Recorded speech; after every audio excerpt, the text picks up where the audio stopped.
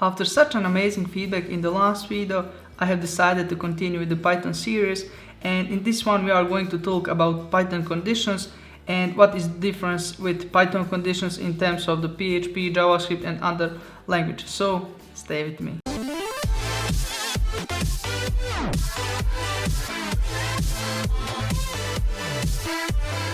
Hey, what's up guys? Sinead here from CodePassingCon.com, the place where I help others to become a web developer much easier and faster than they will do it on their own. So if that's something that interests you, make sure that you subscribe. So now I'm here at my Pycharm, and basically it's ID by JetBrains that we will use to easily write the code in the Python. And for those of you that are not familiar with this interface or don't know how to set up everything properly, make sure that you watch the video in the cards where I will explain everything and you'll be ready, set, go to use it. And now here I have written all the basic, I would say, operators that we are able to use in Python when we are going to work with the conditions. So first one is if we are going to compare if something is equal something. This one, if it's different than the last one, less or equal, bigger or equal. Pretty much you already know about all those, but let's see in the practice and what is the difference in Python conditions in terms of other languages. So with the Python, we of course, let's define two variables. So let's say person1 equal, and maybe let's just give it a name. So let's say, or maybe let's work with numbers. It will be easier. So let's say number 1 equal 5 and then number 2 equal 10. So now let's compare those two and see what the result will be. So if we say if number 1 is equal number 2, in that case we want to print they are equal, or maybe just equal. Okay. So now let's see the difference here. So basically here we can see that inside the Python, after each condition we need to set the column, and then after that we need to make proper indentation here and then write it here. So basically if we want to have another, I would say, line of the code inside this condition, if it's true, then we need to make same indentation and write it inside here, or it's not going to work. So maybe we can test it here. So maybe I can say if, and by the way, using the brackets here is not a must in Python, and actually it's preferred to not use, but if you are familiar with those from other language, it's completely fine to use and it's going to work, but it's just not a good practice in the Python, nothing else. Okay, so pretty much I'm trying to not use those, but because of the practice of other languages, it can happen a lot of the time that you'll see in my code that I'm going to use those just because I'm used to.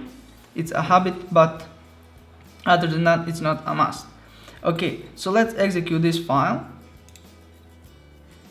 Okay, and we can see now here down below in the console that nothing is printed here because they are not equal.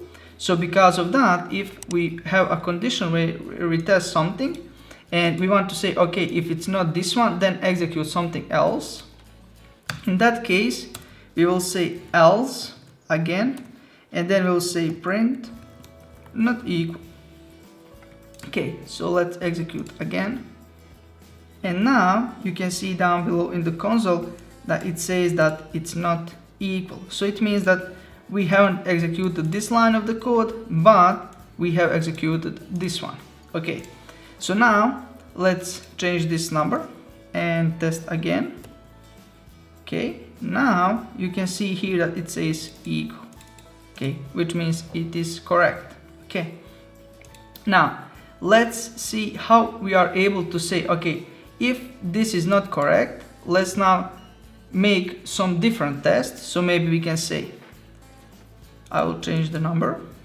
Okay, and then I want to say if this is not equal, then I want to make another test and I will say else if, let's say, number 2 bigger than number 1, then we will say,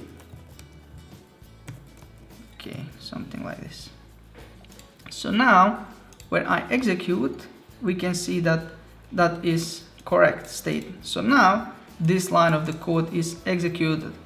Okay, so now here is the big difference between Python and other languages.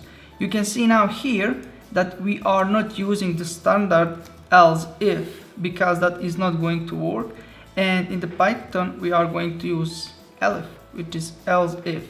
Okay, it's a shortcut. And yeah, it's super simple. And now if we want to write, like I said, another line of the code, we will just say here another line.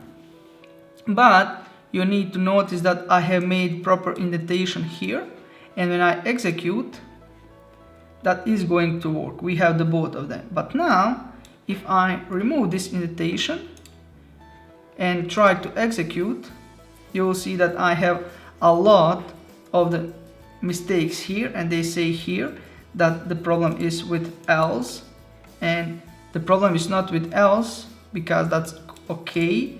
The problem is here. And now when I make proper indentation, it's going to work. So pretty much that is something that you need to always think about when you work with the Python, because that's something we do not have any other way to make distinction what is like code in one line or multi-line code. So that's how it works in Python.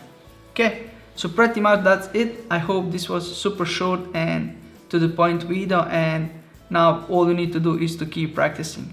So guys, if you like this video, please like it and share it with your friends. And of course, if you want more of those videos or have any questions, please put it in the comments below. Take care.